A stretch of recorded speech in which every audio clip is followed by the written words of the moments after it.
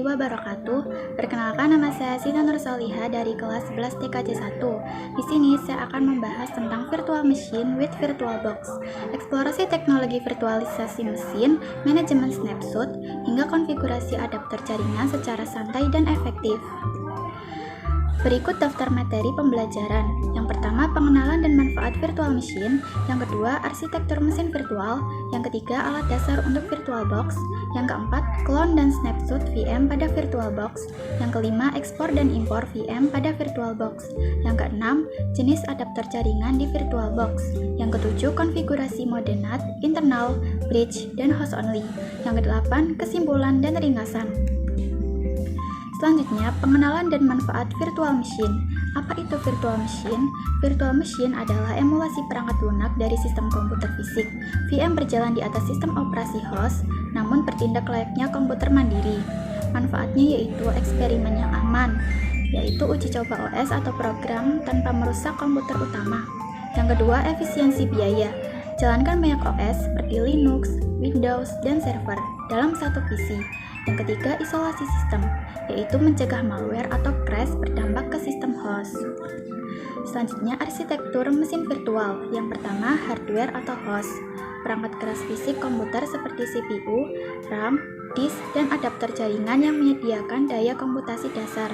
Yang kedua, hypervisor type 2, layar perangkat lunak seperti VirtualBox yang mengelola dan membagikan sumber daya hardware ke VM. Yang ketiga, guest OS dan VM, sistem operasi virtual seperti Windows, Ubuntu, dan Mikrotik beserta aplikasi yang berjalan di dalam ruang terisolasi. Selanjutnya, alat dasar untuk VirtualBox. Fitur utama dalam dashboard VirtualBox yang pertama yaitu new atau baru, yaitu membuat mesin virtual baru dan menentukan alokasi RAM, CPU, serta virtual hard disk. Yang kedua, setting atau pengaturan. Untuk mengatur spesifikasi detail seperti display, storage ISO, network, dan share folders. Yang ketiga, start atau mulai, untuk menjalankan mesin virtual dalam jendela interaktif tersendiri.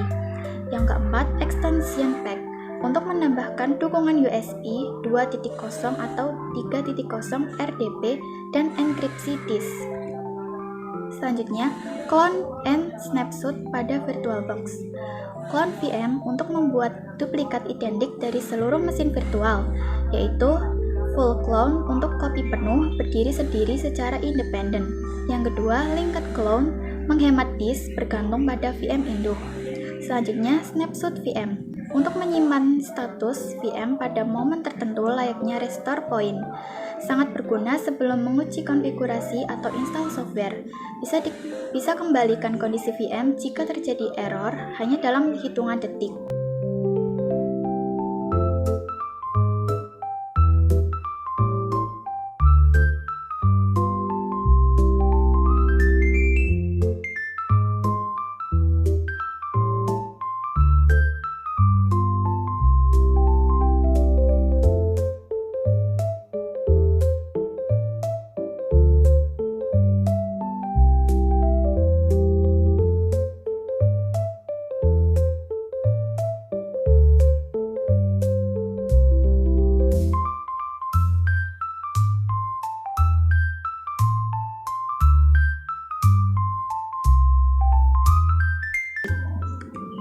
Selanjutnya, ekspor dan impor VM pada VirtualBox. Yang pertama, ekspor appliance OVA atau OVF, membungkus VM beserta pengaturan dan virtual hard disk menjadi satu file portable format OVA, memudahkan distribusi VM ke komputer atau orang lain. Yang kedua, impor appliance, untuk memasukkan file OVA yang diekspor dari komputer lain ke dalam VirtualBox lokal secara otomatis tanpa perlu menginstal OS dari awal lagi. Tips praktisnya yaitu gunakan format OVA atau Open Virtualization Format untuk kompatibilitas antar aplikasi virtualisasi seperti VirtualBox, VMware, dan KVM.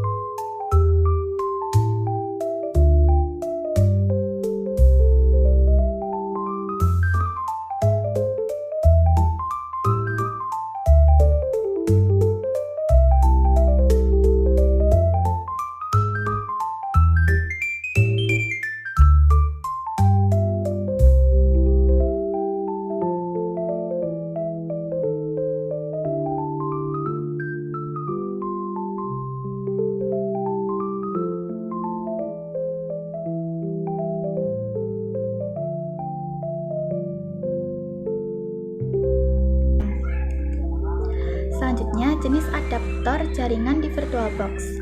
Yang pertama, adaptor mode NAT. Default mode, VM terhubung ke internet menggunakan IP host melalui router virtual. Aman karena VM tersembunyi dari jaringan luar. Yang kedua, adaptor jembatan atau bridge mode. VM seolah-olah dicolokkan langsung ke jaringan fisik host. VM mendapatkan IP terpisah dalam satu segmen dengan host dan router fisik.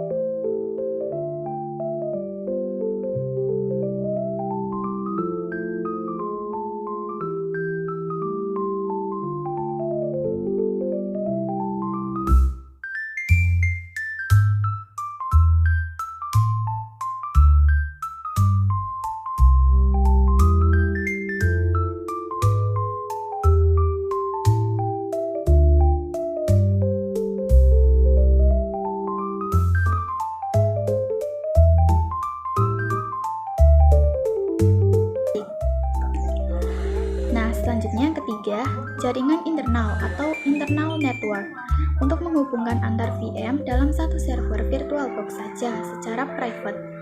Tidak ada akses ke jaringan fisik host, tidak punya akses internet, cocok untuk simulasi jaringan lokal terisolasi. Yang keempat, adaptor host saja atau host only mode untuk menciptakan kartu jaringan virtual antara host dan VM.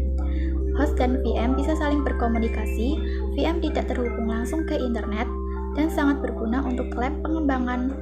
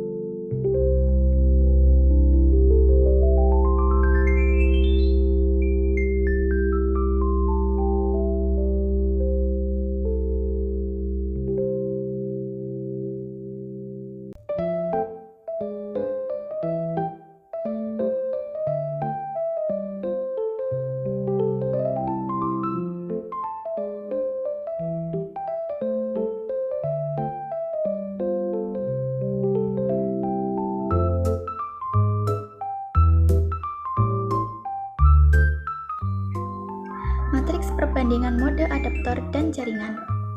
Mode adaptor untuk yang NAT, akses internetnya ya, komunikasi ke hostnya tidak, komunikasi antar VM-nya tidak, terlihat dari luar tidak. Untuk yang DIGH, akses ke internetnya tuh iya, komunikasi ke hostnya iya, komunikasi antar VM-nya iya, terlihat dari luarnya iya. Untuk internal network, akses internetnya tidak, komunikasi ke hostnya tidak, komunikasi antar VM-nya iya, terlihat dari luar tidak. Untuk yang host only, akses internetnya tidak, komunikasi ke hostnya iya, komunikasi antar VM-nya iya, terlihat dari luarnya tidak. Kesimpulannya yaitu aman dan terisolasi, eksperimen OS dan pengujian aplikasi tanpa risiko merusak sistem operasi utama. Yang kedua, fleksibel dan fleksibilitas, kemudahan cloning, pembuat snapshot, serta ekspor-impor VM dengan cepat. Yang ketiga, simulasi jaringan custom, pengaturan adapter jaringan lengkap seperti NAT, bridge, internal, dan host only sesuai kebutuhan lab. Saja pembahasan dari saya. Terima kasih dan wassalamualaikum warahmatullahi wabarakatuh.